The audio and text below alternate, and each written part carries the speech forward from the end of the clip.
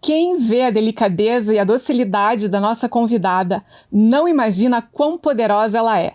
E sabe qual é a pauta que ela traz para o debate hoje? Saúde mental, em especial nos ambientes corporativos. Doutora Liz Andréa Sobol carrega um currículo de peso. Psicóloga, professora e pesquisadora da Universidade Federal do Paraná, doutora pela USP e com pós-doc pela Universidade de Lisboa, em Portugal. Palestrante, escritora com mais de 11 obras, CEO do Instituto Consciência em Curitiba e, é claro, mãe. Reconhecida nacionalmente, principalmente por ser pioneira sobre o assédio no Brasil. O foco da doutora Liz está na propagação da cultura do respeito e do auto-amor, para que assim possamos enfrentar os desafios que colocam em xeque a nossa saúde mental. E você, já está nos seguindo nas redes sociais? Estamos no Instagram, TikTok, Spotify, aqui no YouTube e na TV+. Aguardamos você! Ai, Liz, que bom que você achou um espacinho na sua agenda para conversar com a gente hoje. Nós estamos, assim, super ansiosas e emocionadas. Eu tô emocionada, na verdade, porque com um currículo de peso, a doutora Liz conseguir encaixar a gente na agenda dela realmente, tô me sentindo importante. Seja bem-vinda, Liz. Seja bem-vinda ao nosso programa. Poder é toda sua hoje. Que tem tudo a ver, né? A Liz aqui tem tudo a ver com o nosso slogan, que é informação é poder e quem sabe pode. Com certeza. Que alegria estar aqui com vocês. Ninguém pode tudo, ninguém pode sempre, ninguém pode sozinho. E esses espaços de troca são muito significativos. A gente poder compartilhar o que nos move, o que nos traz propósito e as sementes, né, que a vida vai nos permitindo construir para compartilharmos. Então, para mim é uma honra estar aqui, Roberta e Ana, compartilhando com vocês e todos, né, que nos acompanham aí nas diversas redes, porque sozinho ninguém faz nada. E a gente precisa, assim, ter cada vez mais esses espaços de inspiração, de fortalecimento mútuo, para um olhar intencional do cuidado de si e do cuidado do outro. Então, eu que me sinto muito honrada de estar aqui. Ai, que linda! Ai, lindo! E a gente leu os seus livros, o livro que você nos enviou, e eu fiquei muito impactada, assim, porque eu queria introduzir a nossa conversa dizendo que estamos vivendo um mundo muito tecnológico. Você acredita, Liz, que escrever é um ato de resistência e coragem?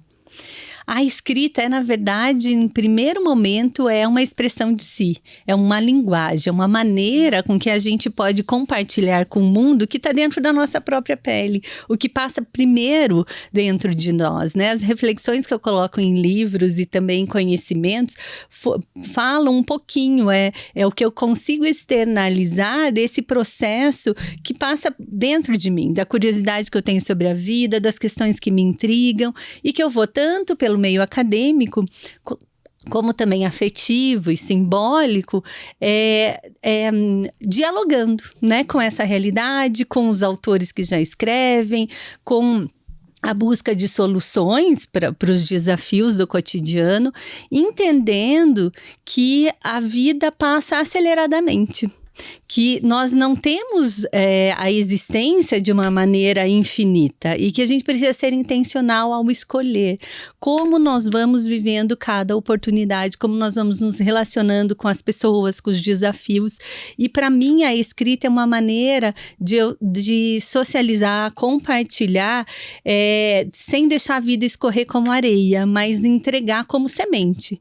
Então, cada livro, cada escrito, cada artigo, ele vem como uma maneira, cada palestra ou participação, de eu cumprir um propósito da minha existência em entregar essas sementes, né? Você sabe, doutora Liz, que eu estava lendo, claro, são 11 obras, não tive ainda a oportunidade de ler as 11, mas principalmente sobre o livro sobre o viver, e é claro, sobre esse outro livro aqui, que é O Dano, a Existência do Trabalho, que são livros, obras que a gente recomenda. Depois eu vou deixar aqui embaixo todos os dados e como você faz para adquirir.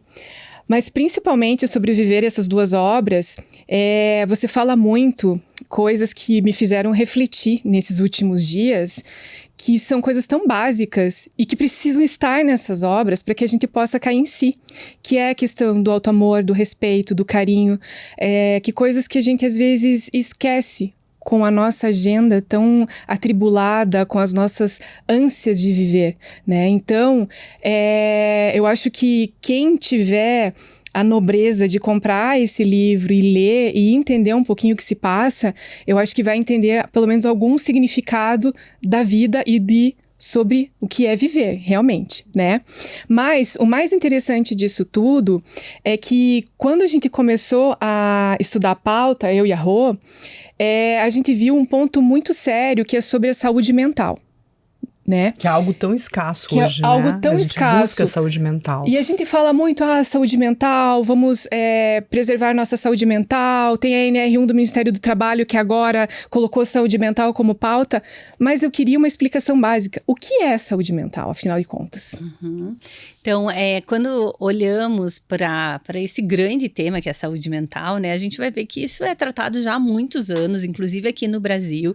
Tem muita gente assustada agora com a NR1, porque ela traz uma obrigatoriedade de todas as empresas fazerem a gestão dos riscos psicossociais, e se a área de saúde e segurança estava acostumada a trabalhar com indicadores muito mais fáceis de captar ou de mensurar, quando entra a saúde mental, entra numa esfera muito subjetiva, sutil, mas eu quero animar, né, os empresários e órgãos públicos que têm que dar resposta a isso, dizendo que há muitas pesquisas já desenvolvidas no Brasil, que têm instrumentos validados, reconhecidos internacionalmente, e outros reconhecidos e validados pelas pesquisas, mas que é muito importante que esses empresários vão atrás de profissionais que não são especialistas de experiência.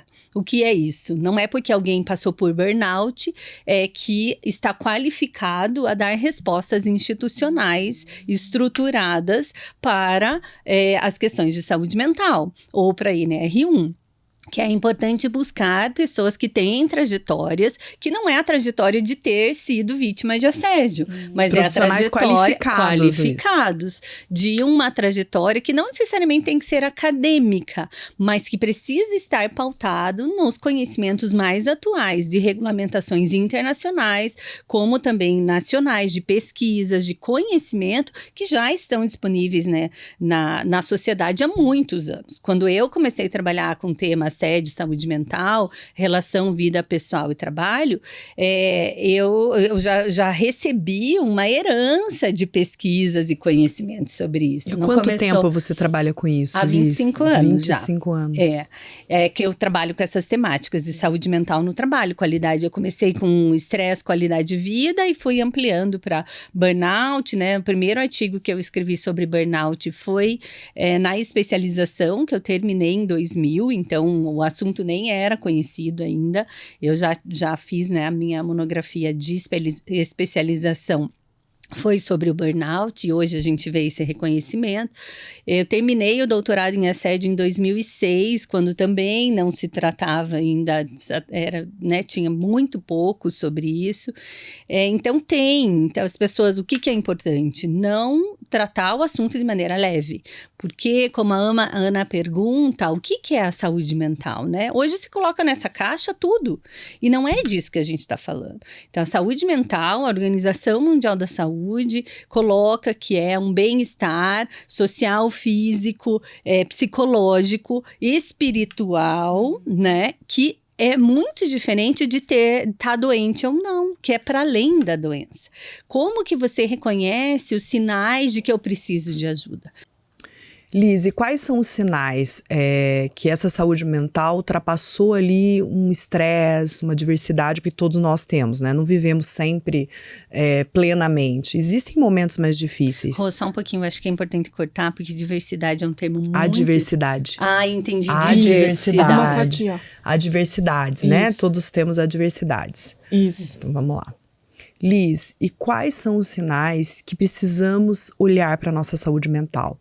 Porque todos nós temos estresse, adversidades, problemas na nossa vida. Não vivemos o tempo inteiro plenas. Qual que é o primeiro sinal, assim, não, eu preciso olhar para minha saúde mental, eu estou doente, de fato? Tem alguma coisa estranha acontecendo comigo e eu não sei o que é. Talvez seja essa a primeira pergunta. Isso. É muito importante a gente olhar para isso, né? Qual é o momento que eu devo pedir ajuda? Até onde eu devo ir que não, as coisas estão ok e eu posso seguir. Porque assim, né, Roberta? Os problemas fazem parte da existência. Isso. Todos nós vamos passar por adversidades, desafios e por coisas que nos desorganizam emocionalmente. E tá tudo bem. As pessoas precisam saber que está tudo bem, não está bem sempre. Porque nós somos seres humanos, a gente não tem controle de tudo, o imponderável nos toca o tempo inteiro, né? Nós temos escolhas, mas a gente não define o andar da vida, nem nosso, nem das pessoas que a gente ama, nem dos nossos projetos. Então, nós precisamos viver com a paz de quem, com a dedicação de quem, como se tudo dependesse da gente, mas com a paz de saber que somos só seres humanos e que tem um monte de coisa que vai nos escapar.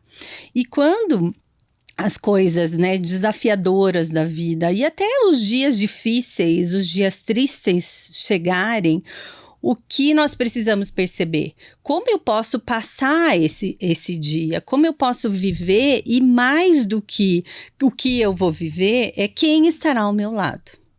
Não é possível seguir uma vida com saúde mental sem a companhia de pessoas significativas, sem vínculos que nos dizem que a gente pertence, que a gente não está só, que nós podemos contar com alguém, que nós somos alguém na vida de alguém, né? E isso é muito importante para a saúde mental. Como perceber que é hora de pedir ajuda? Não é quando tem uma dificuldade, porque ela vai existir. Quando precisamos pedir ajuda? Quando começamos a perceber que estamos nos perdendo de nós mesmos. O pedido de ajuda, eu não estou falando de procurar psicólogos e psiquiatras. O pedido de ajuda, primeiro, é para aquelas pessoas que a vida nos confia, para quem nós temos vínculos, para os amigos, para familiares, para a pessoa, por que não, do ambiente de trabalho que a gente dedica o melhor, muitas vezes, da nossa vida, né? É poder ser humano com outro ser humano que nos acolhe. Qual é a grande questão hoje? As pessoas não sabem acolher. Na verdade, eu ia até aproveitar esse gancho, porque, assim, você fala muito sobre solidão, né, nas suas obras. E por mais que às vezes a gente esteja envolvido de tantas pessoas que a gente gosta, a gente se sente só em alguns momentos. Você acredita que essa solidão, Liz, se deve à nossa comparação com altas performances que a gente vê hoje nas mídias, nas redes sociais? Você acha que a gente não esquece de olhar para as nossas qualidades e olha para o que é perfeito numa mídia e tenta se encaixar naquilo e não consegue, e isso vem causando um adoecimento? E vou fazer até um adendo, esse medo, essa comparação não nos permite compartilhar com o outro as nossas angústias, as nossas fraquezas, porque a gente olha a vida do outro como se a vida do outro estivesse perfeita, porque é só um recorte. E às vezes dá vergonha, inclusive, né? Puxa, eu tô passando por isso, mas ela é tão ótima, perfeita. Ela tá plena. Vou aqui ficar quietinha na minha solidão. Tem uma frase que eu sempre falo pra Rô, assim: a gente tem que aprender a ser meio sozinho e tomar decisões e se fortalecer como se amar sozinha, porque no final das contas, quando você tá realmente só fisicamente, deita na cama e apaga a luz, é você com você mesmo. Né? Então, eu queria entender isso, se realmente essa solidão que as pessoas sentem hoje vem dessa mídia excessiva. Dessa comparação excessiva. Na essência, nós nascemos sós. Vamos morrer sós. É uma experiência muito única e pessoal. E precisamos aprender a ser boas companhias para nós mesmos. Como eu posso querer que o outro me respeite e me ame numa condição que eu não me respeito e não me amo? Como eu posso criar uma expectativa que o outro vai dar amor e respeito a mim se eu mesmo não dou?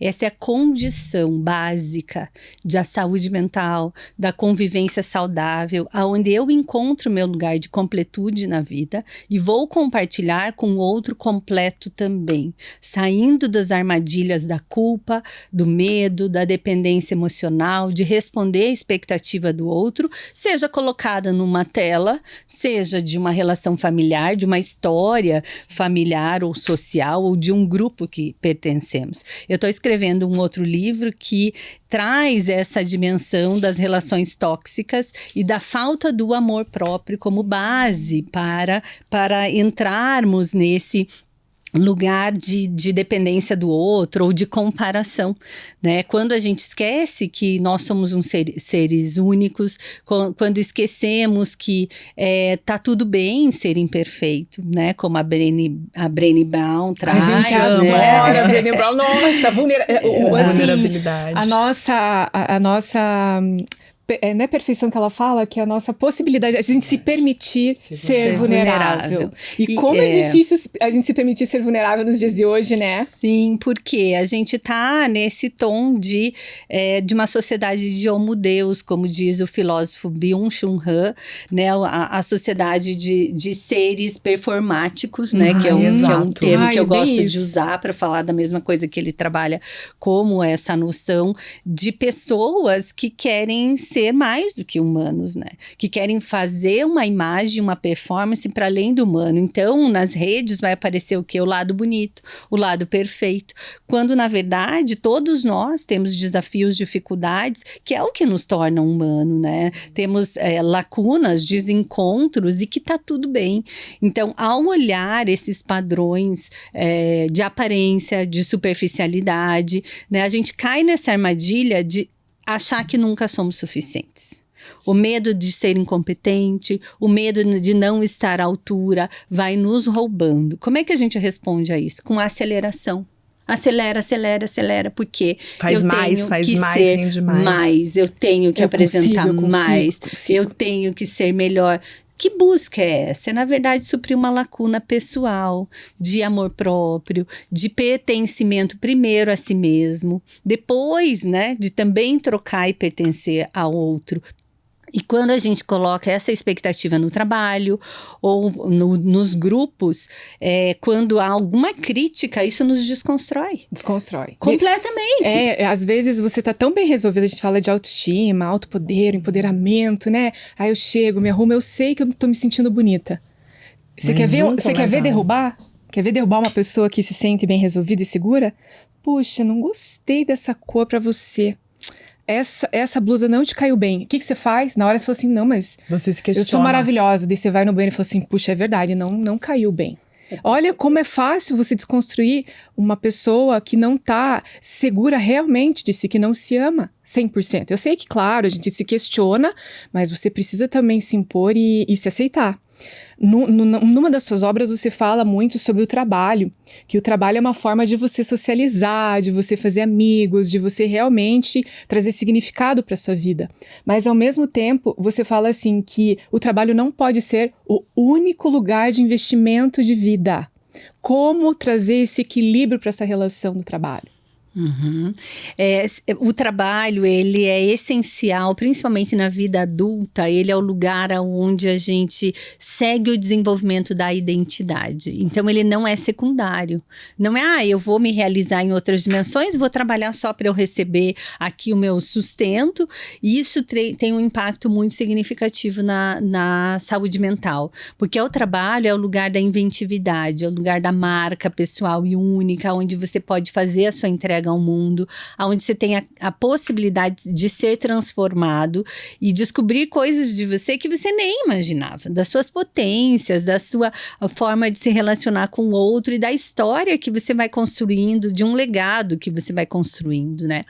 Só que para isso acontecer, as relações precisam ser saudáveis. O que são relações saudáveis no trabalho? É muito no tema do que se trata hoje da segurança psicológica e que dialoga também com o que a NR1 está solicitando.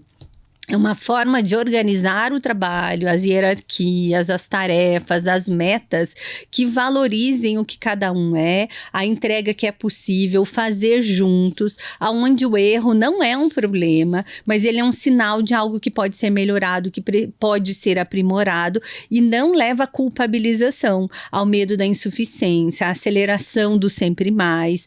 Então, é um outro padrão essas de se metas relacionar. inalcançáveis, né, Liz? Eu tenho um marido no mundo corporativo e eu vejo que as metas são cada vez mais inalcançáveis.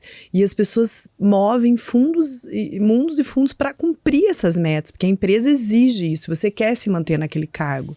Acho muito interessante isso que você falou e me veio à cabeça agora, essa trajetória é uma trajetória muito longa, 25 anos. Você sentiu, Liz, que o mundo corporativo, ele está se modificando, ele está se aprimorando, ou houveram mudanças muito sutis nesse sentido? E se modificando ou para pior ou para melhor, né? Na questão da saúde mental, porque eu vejo que as pessoas falam muito sobre saúde mental, hoje virou um tema que está em voga. Mas, efetivamente, houve essa evolução dentro do mundo corporativo? Você sente isso? O que aconteceu foram transformações, né? E essas transformações mudam a maneira das pessoas se relacionar no trabalho. Tanto o tema de assédio, os problemas sobre assédio, como os problemas de saúde mental, eles têm como base um problema nas relações. E a maneira como as pessoas se relacionam no trabalho está diretamente envolvido com a forma de organização do trabalho que a gente fala, que é como estão divididas as tarefas, como estão divididas as hierarquias e o que é permitido ou não ali naquela lógica. Não é, né, tenho que cumprir uma meta porque eu quis cumprir. Não. É uma questão, muitas vezes, de sobrevivência. E se essa meta é irreal, e se essa meta é parcial, porque o que de fato é uma meta? É tudo que você faz? Não. Ela acaba estando envolta de um contorno do que a empresa quer que aconteça, e não do trabalho real. Não é quantas pessoas você atendeu, é quantas compraram. O que você tem controle, muitas vezes, e quantas você atendeu, não quantas compraram. Só que a meta é sobre o resultado. Então, escapa, a pessoa tem controle de como ela aborda o cliente, de o que ela oferece, mas a decisão de compra não é do vendedor, por exemplo. Então, isso traz uma angústia de colocar sobre o trabalhador, ou vendedor, né, uma pressão de que ele não tem controle, né? E isso traz esse deslocamento, essa angústia, essa ansiedade no cotidiano, porque eu tenho a ilusão de que eu controlo além do que eu controlo. Então, isso impacta a saúde mental. O que a gente tem visto? Muitas transformações nos ambientes de trabalho. Depois da pandemia em especial, onde vem, né, todo o trabalho virtual, teletrabalho, trabalho remoto, aí ninguém queria voltar, daí agora as empresas querem pressionar, né, essa volta, que tem vários sentidos. Para a saúde mental, tem coisas muito boas do teletrabalho, tem coisas muito boas do presencial. Mas você não acha que essa questão de trabalhar em casa, Liz, até eu estava vendo agora uma nova onda que está vindo, que é assim, a solidão. Porque as pessoas trabalham em casa, no começo é muito bom, mas você não socializa que nem quando você vai lá para o seu ambiente de trabalho físico. E não compartilha também, não troca compartilha. Ideia. E mais, eu acredito que daqui a pouco as pessoas vão ficar tão isoladas que elas vão ter que reaprender a se relacionar. Que a gente já vê nos dias de hoje, as pessoas têm preguiça de se relacionar. Tanto que é muito mais fácil a gente mandar mensagem no WhatsApp e as pessoas falam, não me liga. Né? Não me liga, porque ligar é uma demonstração linda de amor hoje em dia. Quando manda no WhatsApp também a gente põe no 2, né? Pra a gente coloca no 2. Então, assim, eu acho que o teletrabalho ele é excelente, porque você faz dentro da tua rotina, né? Dentro do conforto do teu lar. Então, você ali trabalha, mas ao mesmo tempo ele te isola. Isso. E esse olhar, né, do impacto do teletrabalho, ele é bem significativo porque tem sim essa situação de se isolar dos outros pares. Tem algo que não é secundário, que é a questão do reconhecimento, da cooperação, da confiança, e que no teletrabalho é muito difícil você desenvolver isso, principalmente em modelos 100% remotos, né? Então, o que a gente vê funcionar muito bem e que impacta positivamente efetivamente para a saúde mental. São os modelos híbridos. Alguns dias presencial, alguns dias remoto. No presencial, você não vai fazer o que você faz no remoto. Você vai fazer interação de grupo, buscar solução de coisas desafiadoras, construir produtos novos, trabalhar inovação, trabalhar vínculo de confiança. Então, as empresas que usam esses modelos híbridos, né, de ter, sim, encontros intencionais, planejados, onde favorece o vínculo, e também o trabalho rotineiro, cotidiano, é remoto, né? Isso é muito importante. Mas também tem um cuidado no teletrabalho, que é essa convivência familiar. O trabalho o tempo todo, em todo lugar. E isso pode gerar o que a gente chama no direito, né, o dano existencial, que é quando o trabalho invade as esferas da vida. Principalmente da vida da mulher, né, Liz? Principalmente da vida da mulher, porque a gente ainda tem uma desigualdade muito marcada das responsabilidades familiares, com pessoas doentes, com filhos, né, com vulnerabilidade. E toda a carga mental do trabalho da mulher, né, no ambiente familiar, né, que é, por mais que o homem vá lá e faça a compra do mercado e cozinhe, é ela que define o cardápio, ela que vê se a criança tá bem ou não, ela que percebeu, né. Eu assisti um podcast que falava exatamente isso, né, que ele fala assim, o homem, por ele fazer uma tarefa, é uma tarefa. Agora, assim, por que a gente fala... Ele fala a diferença de sobrecarga e cansaço, né? A sobrecarga, ela vem da mulher que organiza toda a rotina. É a mental, né? É a gente mental, tem sobrecarga porque mental, ela organiza em tudo. toda a rotina. E daí o homem, quando ele vai fazer a tarefa, ele fala assim, tá, amor, mas deixa que eu faço. Vou arrumar a mochila da criança. Mas o que eu coloco mesmo? O que vai? Então não é. Cadê a lista do mercado? Qual que é a marca, qual o peso, né? Exato. Então, a gente tem um avanço aí de sociedade para ser feito, né? Sim, a distribuição de tarefas, mas também da sobrecarga mental, que é uma mudança de cultura, que é das mudanças mais difíceis de serem feitas e que vão alguns anos para chegarem nisso. Eu lembro da minha avó, quando eu tive minhas crianças, agora Gabriela e Davi, eles estão com 16 e 14 anos, e o meu marido sempre foi muito presente junto às crianças, e aí ele foi trocar fralda e minha avó me chamou a atenção. Onde já se viu o seu marido está trocando a fralda do seu filho? Mas o meu marido tem 40 anos e meu pai fala isso até hoje. Você deixa ele trocar a fralda? E eu falo, oi? Como assim? Como se isso diminuísse o valor do homem, né? E aí todas as pesquisas indicam a importância da presença do pai no desenvolvimento. E a presença não é ali, ai que bonitinho a criança. É a presença no cotidiano, é mostrar que o homem também pede ajuda, é mostrar que o homem também pede perdão, que o homem é vulnerável, demonstrar sentimentos, né? E que pode sim, e que o compartilhar a vida do cotidiano faz parte de quem escolhe constituir uma família, quem escolhe estar com essas pessoas e viver uma vida junto, não é só cumprir um papel, né? E aí a mulher que nesse perfil, que também trabalha fora, que também tem uma vida de entrega para a sociedade, hoje a gente ainda vive muito essa sobrecarga da carga mental, né, toda voltada para a mulher. E aí é bem importante, quando a mulher está no teletrabalho, ela encontra o jaquê, e não é só a mulher, né, quem está no teletrabalho vem junto o jaquê para trabalhar com você, já que você está em casa, dá comida pro cachorro, já que você está em casa, nossa, exatamente. Vai buscar o correio. Já que você tá em casa, você dá... O que é o jaquê? Já que eu entendi. Jaquê. Porque você tá o tempo inteiro sobrecarregada. E com interrupções. Com interrupções o tempo inteiro. E eu converso muito com a Ana, a gente fala muito sobre como a gente gerencia o nosso tempo. E essa mulher que está no mundo corporativo, eu não consigo imaginar, Alice, como que ela consegue gerenciar o tempo entre o trabalho, onde ela tem que bater ponto, cumprir essas metas surreais e dar uma atenção à casa e aos filhos, porque o gerenciamento de tempo ali é inexistente, não existe, né? Porque nós autônomos gerenciamos nosso tempo, marcamos nossos clientes, né?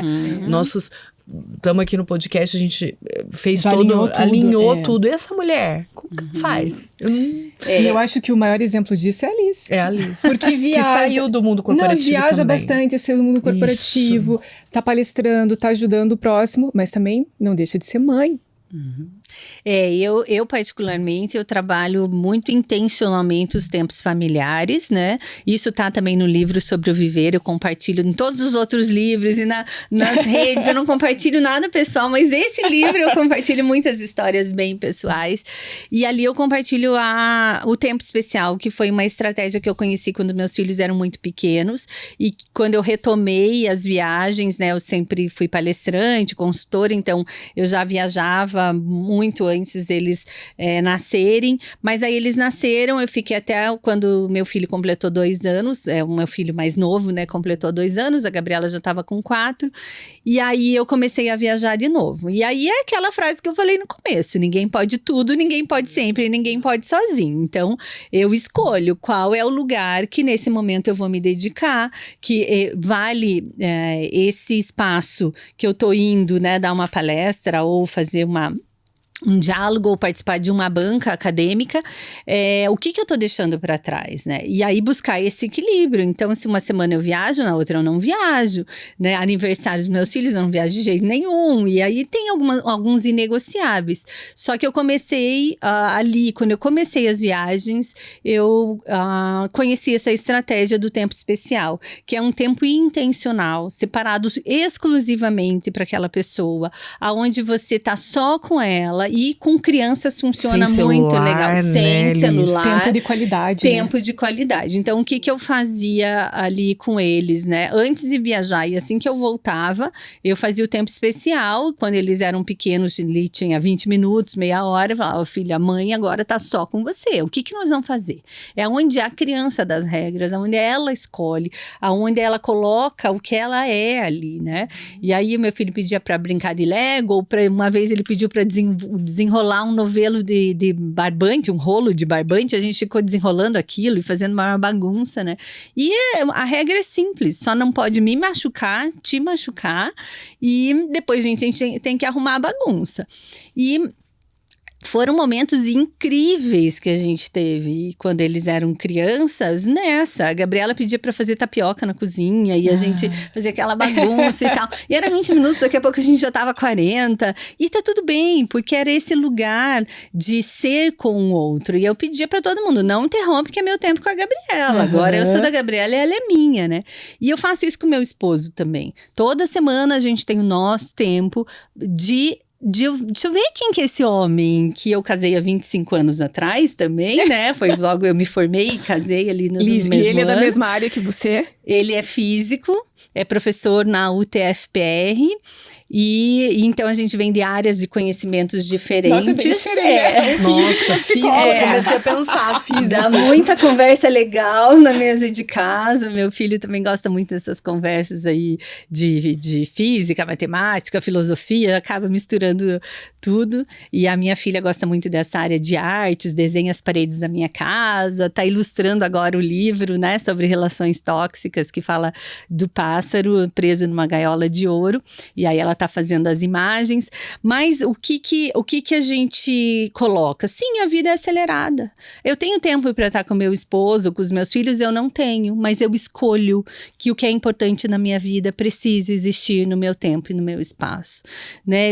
Porque a vida, gente, escorre como areia, nós não vamos viver sempre, o que não pode deixar de passar. E agora eu tô vendo, puxa, meus filhos mais 3 anos, 4 estão na faculdade, precisam voar o próprio voo. Hoje, 3 tardes por semana eu tô com eles. Eu tenho 3 tardes por semana para estar com eles, eu não tenho, mas isso é inegociável para mim. A minha mãe tem problema de saúde crônico há muitos anos. É inegociável para mim fazer 2 viagens por ano com ela, 7 dias, 10 dias, né? E tem sido incrível, e encontrá-la 2 vezes por semana. Né? Porque a vida vai passar. O que é o inegociável? Porque senão não tem sentido, não tem propósito, não tem saúde mental. Se as pessoas que de fato são importantes na nossa existência, os vínculos que são significativos, não têm lugar, não tem intencionalidade de estar junto. E é sem tela. É sem tela o tempo com meu esposo, sem TV. Nossa, não é para ver no cinema. Né? A mesa é um lugar de encontro cotidiano. Ninguém vai para a mesa com celular. O outro cuidado que a gente tem, os adolescentes deixam os celulares comigo para dormir, porque eles precisam o tempo do descanso, precisam desconectar.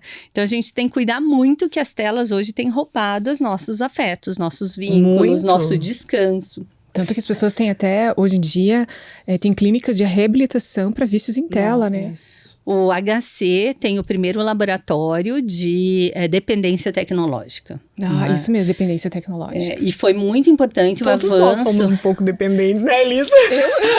É o trabalho. Mas é o trabalho, a gente trabalha com isso. Eu fico muito na internet, né, pesquisando, lendo, e agora com o podcast, você fica escutando para você ter também dados, informações, para você entender como... E-mail, tudo. Amiga, então, WhatsApp. assim, é uma dependência meio obrigatória.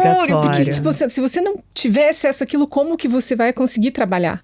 Mas aí você precisa localizar isso criar regras na e como tua você rotina, fez. né? Depois de 6 da tarde, eu na universidade eu tinha uma equipe quando eu estava ali como assessora no gabinete, desenvolvendo um programa de prevenção a suicídio, saúde mental e assédio. E a gente tinha uma equipe bem estruturada e que funcionava, né? Com muitas atividades e responsabilidades. Só que a gente tinha um acordo. Até 7 da noite se troca mensagem por WhatsApp. Depois disso é só emergência. Férias, sai do WhatsApp. Final de semana, ninguém põe mensagem no WhatsApp. Mas eu gosto de trabalhar à noite. Então, essa é uma escolha sua. Você manda e-mail, aí cada um tem que saber o que gerenciar, porque o WhatsApp é uma comunicação mais direta, que você usa para meio pessoal também. Então, é invasivo quando você manda uma mensagem de trabalho depois das 7 da noite. E falar de dano existencial fala disso também. Muito da questão da desconexão no direito, do direito à desconexão. As pessoas precisam poder largar o celular e estar tranquila que não tem demanda esse horário. Depois das 7 da noite e antes das 7 da manhã. Televisão, videogame, celular. Então, tela 2 horas antes de dormir precisa largar as telas, todos.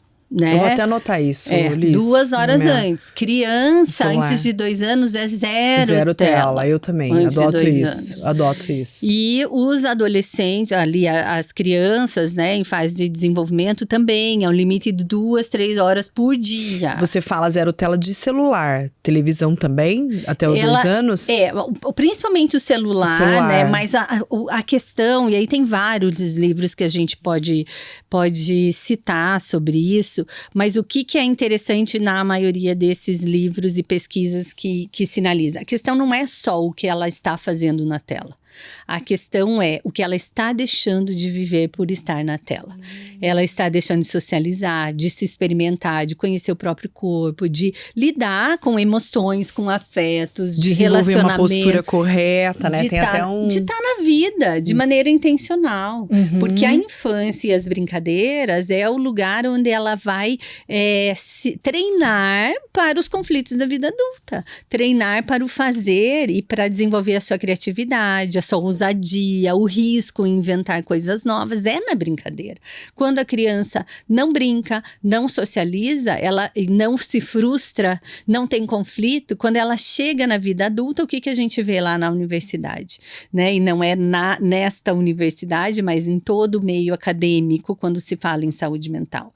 As primeiras frustrações da vida ali, porque muitas famílias tratam as crianças como filhos de estimação, né? Onde a criança tem que ser feliz a todo custo, não importa o peso disso para a família, e as crianças não sabem mais se frustrar. Frustração tardia, né? Então, ou falta dela mesmo. Falta dela completa. Então, se tem algo importante para você fazer para o seu filho, deixa ele se frustrar, deixa ele lidar com a tristeza. Deixa ele Com sem a tela viver também, as emoções. Deixa né? sem tela. Então, ali na pandemia, né, começou, ai, mãe, eu não sei o que fazer. Eu falei, olha, tem um monte de coisa que dá para inventar. Ah, mas eu queria assistir, eu queria ver, eu queria ir pra tela e tal. Eu falei, olha, tem sol lá fora? E enquanto tem sol, não tem tela. Porque tem outras coisas para viver. Ah, mas eu não sei o que fazer. Eu falei, olha, se quiser, dá para aprender a lavar a garagem, dá para limpar a parede, dá para... né, e aí...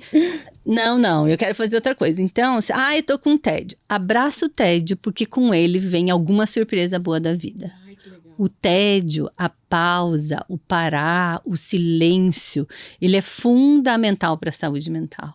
Você silenciar e perguntar, o que me falta agora? O que me faria dizer, hoje valeu eu estar vivo? Hoje, o que eu posso usar esse tempo, né? E é na pausa, é no tédio que a gente tem essa possibilidade de conversa consigo mesmo, de dizer, eu estou precisando disso, eu sinto falta disso, ou eu me realizaria no dia de hoje se eu pudesse me oferecer uma xícara de chá, se eu pudesse ouvir aquela música, se eu pudesse pegar o meu esposo no meio da cozinha e dançar com ele, né? Se eu pudesse rolar na sala fazendo cócega com os meus filhos. Nós estamos falando do simples, mas não do fácil. Sim, que está se perdendo, né, na vida das pessoas. Mas não é fácil. Não é fácil. Porque a gente está Liz, distraído e anestesiado. Ah, isso mesmo. deixa eu só... Você estava falando sobre esse tempo que você tira para ficar com as crianças, com o seu marido, porque você abandonou o mundo corporativo, né? Você acha que essa mulher que está no mundo corporativo, dá uma dica para essa mulher que está no mundo corporativo, como ela pode fazer isso? Porque é muito difícil, né? Eu tenho algumas amigas que são executivas e eu vejo que é quase impossível. Elas terceirizam muitas coisas, e no caso, os filhos, porque não há como você estar em todos os lugares, não há como você cumprir com todas as tabelas, né? O que você falaria para essa mulher que está no corporativo hoje? Eu nunca estive no corporativo 8 horas por dia, Entendi. né? Mas sempre tive uma agenda muito intensa. Então, o que eu quero dizer para essas mulheres é que, primeiro, avalie como está para você essa vivência nesse lugar. Esse lugar valoriza quem você é, esse lugar dá espaço para você oferecer à existência aquilo que é o teu melhor. Esse lugar é um lugar onde a tua criatividade pode ser compartilhada, a tua marca pessoal pode ser compartilhada, porque tem muitas mulheres que se submetem a relações abusivas no trabalho, que não é só o assédio moral ou sexual, mas é estar ali porque aquele lugar lhe dá uma promessa de identidade, uma promessa de carreira, e tem outras que a gente tem que separar, que é assim, se eu não for trabalhar hoje, eu não tenho o que pôr na mesa. Isso. E que é a questão de sobrevivência. Com contornos muito difíceis e complexos, né? E quando falta o básico, isso impacta na saúde mental. Sim. Existe uma pesquisa sobre saúde mental, saúde em geral e longevidade, feita pela Harvard, que é a pesquisa mais longa feita no mundo, e que eles fazem um mapeamento do que impacta na saúde e na vida longa. E eles, de tudo que eles estudaram, as questões médicas, de genética e de estilo de vida, eles perceberam que as relações saudáveis é que trazem proteção. Perceberam também que não é a riqueza que dá mais senso de realização, mas quando a pessoa não tem o mínimo, quando ela não tem paz de que ela vai ter o que colocar na mesa, dela conseguir pagar as coisas que precisam para o sustento básico, isso afeta a saúde mental. Então, a gente tem que separar as pessoas que conseguem ter o básico e as que não conseguem. Quem não consegue ter o básico, ele tem a saúde mental afetada. E essas mulheres não têm escolhas de dizer, eu quero um trabalho que respeite mais quem eu sou e o meu propósito. E muitas vezes elas estão em vínculos frágeis de terceirização, que qualquer coisa tem ameaça de demissão, e elas muitas vezes não conseguem nem se posicionar diante de abusos. Quem dirá se perguntar, esse trabalho realiza o meu propósito? Quando ela entende que o propósito dela é conseguir colocar a comida na mesa. Sozinha, né? Sozinha muitas vezes, né? Não, e eu quero aproveitar até esse gancho porque a doutora Liz, ela é pioneira no estudo sobre assédio, né? E depois de tantos anos estudando assédio, na tua carreira, qual foi o mais marcante, qual assédio mais marcante para você que falou, puxa, nunca imaginei algo assim, ou nessa proporção, o que resultou esse assédio?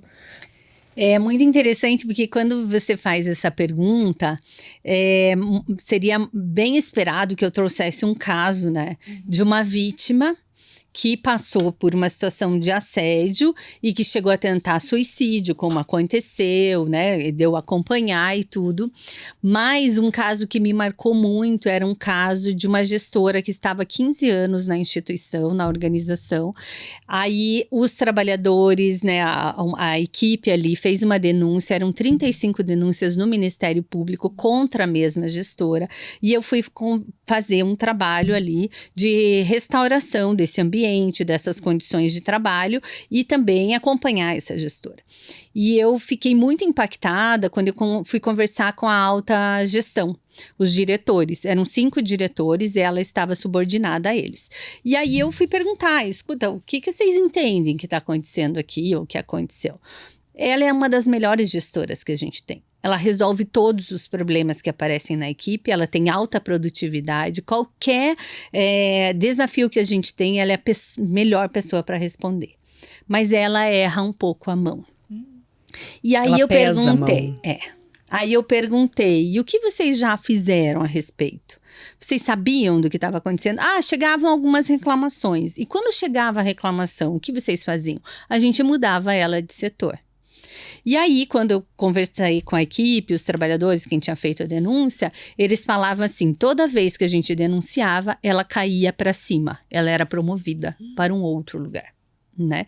Para ela vinha como promoção, para a equipe aparecia como um lugar de conivência com o assédio.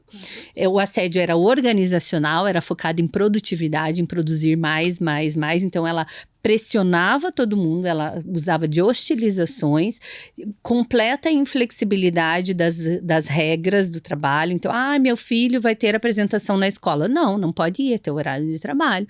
A faculdade, onde eu tenho prova, precisava chegar antes, ou uma prática que vai precisar ser fora do horário. Não, é teu horário de trabalho. Então, assim, completamente rígida, não tinha diálogo com a equipe, tudo o contrário, né? Não tinha confiança, cooperação, nada disso. Humanidade. E aí, quando eu perguntei, né, e o que vocês já fizeram sobre isso? Vocês alguma vez sinalizaram ela que não estava de acordo a postura dela? Não, um diretor ali ficou de falar, mas não falou, que era mais próximo. Resultado, nunca em 15 anos ninguém tinha dito para ela, o seu comportamento está inadequado aqui. E aí, quando eu chamo ela para conversar, ela estava indignada. Por quê? Eu estou há 15 anos aqui, eu sempre fui promovida, eu cumpri todas as regras de trabalho, eu apresentei alto resultado para a instituição, eu fazia as pessoas respeitar o trabalho. Olha o olhar. Eu me dediquei, eu era a primeira a chegar, a última a sair, porque eu nunca deixava nada de ser feito. Ela era inflexível, na verdade, né? Muito rígida. E assim, tomava aquilo, vestia a camisa, a roupa inteira da empresa. A alma dela estava conectada, né? Com quem ela era e o que era o seu trabalho. E nunca se questionou, porque nunca foi chamada a atenção. Nunca foi chamada. Eu perdi o meu casamento, porque eu me dediquei demais a esse trabalho. E agora, eles vêm dizer que eu estou errada? E aí, o que eu percebi? Por isso esse caso me chamou muito a atenção. Uma exploração daquele que tem um comportamento que é hostil, mas que responde aos objetivos da instituição. É isso que eu ia falar. Vem, né?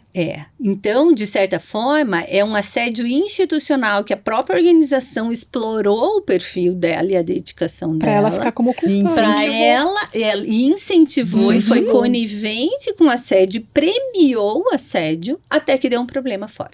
Ela também é vítima de um assédio, ela né? também é vítima de um assédio institucional. E Liz, existe um perfil de assediador hoje nessas empresas? Você consegue olhar e falar, puxa, essa empresa tem esse perfil de assediador, eles estão sofrendo isso. São mais homens, são mais mulheres. Isso, são mais mulheres. Então, o que a gente vê hoje, né? O assédio é uma situação complexa. Ele vai ter atravessadores individuais, relacionais, ali das duas pessoas, vamos supor se é um conflito mais localizado, do coletivo, daquela equipe específica, da organização, mas também da sociedade. Da sociedade, a pessoa vem achando que o trabalho é o lugar de identidade dela e que ela tem que ser tudo ali, porque senão ela não tem valor. E se alguém questionar o que ela faz, está questionando o seu próprio valor. Por isso, o suicídio relacionado ao trabalho, ao assédio, tudo, porque eu coloco muita expectativa no trabalho e quando esse trabalho me frustra e é injusto e é hostil, eu começo a achar que eu não tenho valor, porque é uma confusão, uma fusão entre quem eu sou e quem é o meu trabalho. O suicídio é muito alto, percentual, assim, relacionado ao assédio do trabalho? A gente não pode localizar o suicídio só decorrente do trabalho. Ele é outro fenômeno muito complexo e que tem atravessadores, assim, bastante complexos. O que a gente vê hoje, cada vez mais, relatos e situações de suicídio no próprio ambiente de trabalho. Que se joga do prédio da empresa, no horário que está todo mundo lá, ou que acontece na própria empresa, né? Eu já atendi também situações como essa na própria empresa, também na universidade. São situações muito delicadas, que impactam muito negativamente e que quando não são bem conduzidas, eles trazem, assim, um efeito bastante perigoso de outras tentativas, como aconteceu na França, por exemplo, que foi muito notório, de vários suicídios na sequência, porque é uma mensagem brutal que foi silenciada. Se você não entende o que mensagem é aquela num suicídio que acontece dentro do trabalho, outros suicídios vão acontecendo, porque afinal, puxa, a pessoa marcou com a própria vida, né? Uma mensagem que era da insustentabilidade, da inconsistência, da impossibilidade de seguir daquele jeito e não foi ouvida, então não tem esperança. O que essa empresa vai olhar? Sim. Se até um suicídio ela não olha. Então, quando há situações de crises emocionais, suicídios, as empresas precisam ter uma resposta estruturada, imediata, de acolhimento e de ouvir aquilo que não foi ouvido antes. O suicídio nunca acontece de um dia para o outro. É um sofrimento que vem, que vai se instalando e que passa muito por um silêncio. Tem pessoas que não dão sinal. É verdade, mas muitas dão. Mas é difícil a pessoa que não dá sinal, né? Mesmo a pessoa que é apática, a apatia já é um sinal de que ela não está bem. É muito interessante tudo isso que a Alice falou, né? Até pra gente eu fico só pensando, se autoanalisar. A doutora Alice foi falando e eu fui fazendo uma trajetória na minha mente que ela falou de Paris, de França, né? Parece que a França tem o maior índice de suicídio nos ambientes de trabalho, ambiente hostil, e há um tempo atrás, ano passado, teve também um funcionário de uma grande empresa, um grande supermercado aí que foi demitido. Ele chegou em casa e se suicidou, porque ele falou assim: eu amava meu trabalho, eu amava trabalhar lá, nunca faltei um dia, cumpria com tudo, por que eu fui demitido? Então, às vezes, aquele trabalho tem um peso gigante para a vida dele. E ele não é olhado, e a empresa não tem esse olhar. Esse olhar acolhedor para com ele, né? Para com o seu funcionário. Aí a gente precisa cuidar, né? Quando eu falei da França, na verdade, uma empresa específica da França que teve, né, um suicídio em série, que daí isso alertou pesquisadores, inclusive Christophe Dejour, que é uma referência mundial nesse tema de saúde mental e trabalho, e aí foi feito um trabalho em relação a isso. Mas quando a gente olha para essas questões do suicídio do trabalho, ele é bastante complexo. E não só do suicídio, mas desse lugar inchado do sentido do trabalho na vida da pessoa. O trabalho é importante, não é secundário o que acontece lá, mas não é a única dimensão de vida. Quando a pessoa coloca toda a sua identidade, a sua expectativa ali, corre-se o risco, sim, de numa demissão, num assédio, num conflito intensificado, numa desvalorização do trabalho, ela questionar o seu próprio valor de existência. Porque se tudo que eu sou é meu valor no trabalho, se eu estou sendo questionada no meu valor no trabalho, então a minha vida não tem mais valor. Né? Então é muito pesado e aí é muito fácil a gente colocar toda a responsabilidade na empresa e dizer a empresa é que não valorizou. Ok, a empresa não valorizou, mas quais os outros pilares da vida do sujeito que dizem que ele tem valor? O primeiro pilar, gente, é a relação com transcendência. Quem sou eu para além de todo mundo? Quem sou eu e como eu entendo esse sentido de vida? Para que eu tô aqui? Né? Que missão eu tenho? Como eu me relaciono? Como eu me entendo? Quer dizer, alguém pensou em mim, alguém sonhou comigo, né? Tem uma figura divina ou não, mas como é que essa existência vai para além do tempo que eu tenho aqui? Né? E que sentido eu dou para ela? Então, essa completude de uma relação com transcendência, independentemente de religião, mas de sentido de vida, né? Para que eu estou aqui? E como eu entendo essa existência? Essa é uma relação com o grande outro. Como eu me relaciono com esse grande outro? É um lugar protetivo de saúde mental. A outro lugar protetivo é a relação do outro afetivo, familiar, amoroso. Eu sou único para alguém, para quem eu faço falta, para quem o meu olhar é indispensável, insubstituível na relação com os filhos, com o marido, com os pais. É muito difícil a gente substituir esses lugares. Para quem eu sou insubstituível? Ou nas relações de amigos, de profissionais do trabalho, colegas de trabalho, onde eu confirmo a existência do outro, onde eu sou aquele que eu posso acolher, mas que eu também sou acolhido.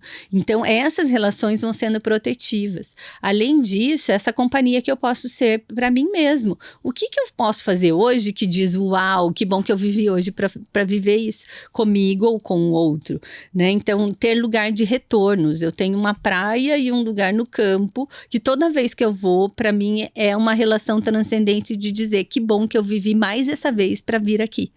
Para lembrar, para ser grata por tudo que eu já vivi, para ser grata pelos vínculos e para pensar o que não pode faltar na minha vida nesses dias que eu ainda tenho. Liz, eu queria que você desse assim a gente ficaria horas conversando sobre isso, porque realmente eu tô muito a gente se projeta muito. A gente faz uma autoanálise. A gente faz uma autoanálise. Fica aqui fazendo uma autoanálise, porque todos nós estamos em algum grau presas nesse estereótipo de comportamento, né, Liz? E eu queria que você desse como fechamento uma dica de ouro para como que a gente pode se tornar mais acolhedor para com o outro. Qual que é o nosso olhar para com o outro? Como que a gente pode nos policiar para que a gente talvez faça a diferença na vida do outro no momento de dificuldade que às vezes a gente não sabe, mas ele está passando. E eu vou até fazendo um adendo, ter essa escuta, porque você falou de maneira interessantíssima sobre a escuta, né? A gente escuta de fato o que o outro está falando, ou a gente já tem um pré-julgamento, uma opinião? Isso é muito legal, é legal, né? Porque na cartilha que a doutora Liz escreveu aqui como pare, escute e acolha. Eu faço tudo errado. Acho que eu também. A gente quer ajudar e nem sempre a escuta é sobre isso, você dá a sua opinião. Eu queria que você falasse sobre isso, para fechar aqui o nosso... Tá bom. Tá sendo muito gostoso poder fazer essa troca com vocês. E eu coloquei o nome, né, da cartilha. Na verdade, é o nome de um programa que se chama Pare, Escute, Acolha, que tem a cartilha, que tem um livro especial para brigadistas em saúde mental, que são pessoas que a gente prepara nas organizações, num curso de 40 horas, para que elas possam ser esse lugar, esse olhar de cuidado, para que eles aprendam a ouvir o outro, que aprendam a identificar, né, esse pedido de ajuda, a encaminhar, mas para todos nós precisamos, na verdade, de sociedade, de uma psicoeducação que deveria nos acompanhar pela trajetória de vida, de como que eu ajudo o outro. Primeiro eu preciso me ajudar. Primeiro eu preciso deixar um diálogo aberto com as minhas emoções, com a minha história, valorizando quem eu sou, alinhando expectativas minha comigo mesmo e não comparativo com o outro, que é sempre injusto, porque saímos de lugares diferentes, de histórias diferentes e condições diferentes e a gente quer se comparar, né? Então, de poder nos acolher na nossa própria história, valorizando os vínculos, as potências, aquilo que é meu, que é único na minha história e pedindo ajuda. Não estar sozinho, né? Então, pedir ajuda é um sinal de valorização da vida, não é de fracasso, não é de incompetência, é sinal que eu valorizo tanto a vida e aquele que está por perto que eu digo, olha, hoje tem alguma coisa aqui diferente. E a escuta precede a fala. Alguém só vem contar a sua história se ele confiou em você. Se ele percebeu que tem um acolhimento ali, uma possibilidade de existir com o outro.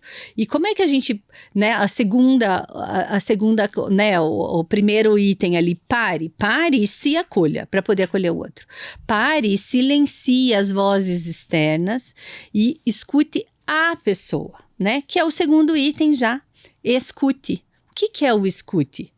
Se esvazie daquilo, dos julgamentos, das certezas, das imposições e receba o outro na história dele. Você não vestiu o mesmo sapato que ele. Então, deixa ele contar a história dele, né? E aí na cartilha eu trago várias outras orientações, mas ouvir sem julgamento, cada história é singular, precisa ser acolhido dentro do que o outro traz como importante. E a escuta, ele é um copo vazio que você oferece, para que o outro coloque o que ali para ele é importante. Ele pode xingar alguém, ele pode chorar, ele pode trazer raiva, ele pode trazer a sua confusão, e tá tudo bem. A gente não tem que julgar, porque isso não é sobre nós. Escutar é sobre o outro. É o espaço do outro que você abre para hospedá-lo na tua existência, no teu olhar de cuidado, na possibilidade que ele tem de existir ali com você. E a hora que você oferece esse copo e ele consegue colocar ali coisas dele, ele consegue começar a dialogar com ele mesmo. E aí você nem precisa mais estar ali. Sabe aquela pessoa que fica 3 horas falando? Ela não está mais falando com você. Ela encontrou o caminho de conversar com ela mesma. E quando ela encontrar esse caminho, aí você pode interromper a conversa e falar, olha, o que você está trazendo é super importante, mas a gente precisa ver um outro dia para conversar, porque eu não consigo mais, porque é verdade, a vida segue, não é porque você vai acolher com alguém que não segue. E dizem, né, tem pesquisas apontando que um acolhimento profundo, uma escuta profunda, intencional, de 7 a 8 minutos já conecta a pessoa com ela mesma. Ai, que legal. Então, legal, tem que alguns legal. grupos... Escute mais que 8 minutos. Muito mais que 8. Não, eu sou uma boa, eu tenho muita facilidade de escutar, mas tenho muita dificuldade em não julgar, em não dar minha opinião. Mas, Liz, foi tão legal, né? Foi sensacional. Eu achei incrível para nossa própria reflexão e tenho certeza que nossos seguidores vão adorar essa entrevista, e eu vou propor aqui um brinde à saúde mental e a Liz. Não, e feliz é aquele que vai ter a presença da Liz nas palestras, congressos, e vai ser atendido por ela, porque ela realmente é incrível. Incrível. Liz, muito obrigada, felicidades. E um Até brinde a próxima. Foi muito bom estar com vocês, e lembrem-se, não fiquem sós, porque nós não estamos sós nessa vida. Isso mesmo. Muito obrigada por esse compartilhar. Obrigada, Liz.